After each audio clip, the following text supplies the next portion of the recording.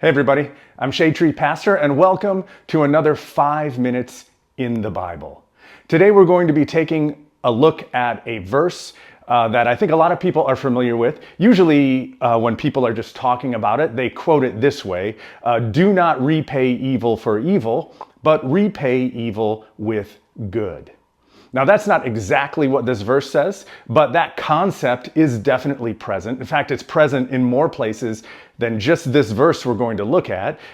It is in the teachings of Jesus when Jesus says things like that we should love even our enemies. It's in the teachings of Paul, who says almost exactly the same thing as what Peter says. And then it is in this teaching by Peter in 1 Peter 3, verse 9. So let's take a look at that. I'm going to read it to you first, and then we're going to talk about it.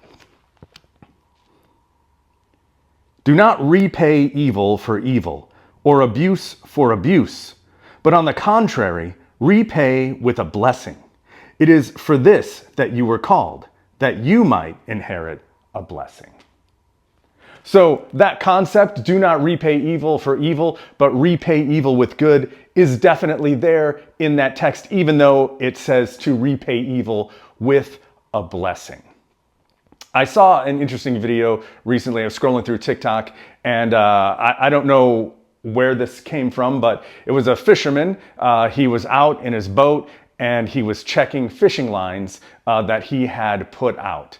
And he told a story about a time when he had discovered fish being stolen from his fishing line. He would come out, it would be empty, and he knew that just wasn't, you don't always catch them, but he knew that that wasn't the case here, that people were taking his fish. So one day he was out fishing, he went to go check his lines, and he found people there in the middle of stealing his fish. Now, he confronted them and called them on it.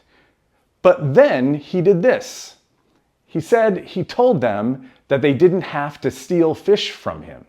That instead, anytime they needed fish, they could just come by and ask, and he would give them fish.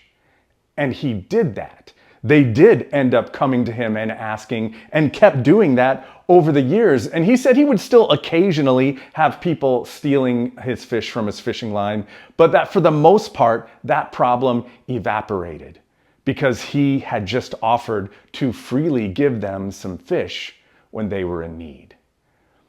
Now, to be honest, I don't know if that's really a true story or not, but it is a great example of, I think, what Jesus and Paul and Peter mean when they would teach us to repay evil with good, to repay evil with a blessing. Because when you do that, you can actually start to change hearts. When you do that, you can impact someone's life in a powerful way. But that is not easy to do, is it? In fact, even for those of us that like to get out and serve, that are willing to go help people, that are compassionate towards people that are in difficult circumstances, that's one thing.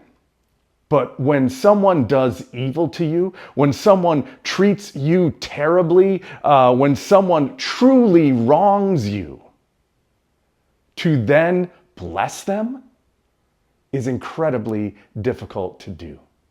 But I think in this passage, when Peter says that you might inherit a blessing, he is referring to the blessing that we receive from Jesus. Jesus himself, who was, of course, wronged deeply by many people, including ultimately being killed on the cross. And because of that, we have a blessing. We have a blessing of forgiveness and eternal life and hope for the future. And so we don't have to worry about making sure that we always get ours. We don't have to worry about making sure that we get justice for the injustice done against us, because we know that, first of all, we deserved justice and instead got mercy. And second of all, that God and Jesus are the ones who will bring about true justice anyway, not us. So I know it's hard, but the next time you find yourself in a position where someone is treating you poorly, and it could be as something as simple as someone being rude to you at the store or restaurant or something, remember, repay evil with a blessing, because it might change their life, and it certainly will change yours.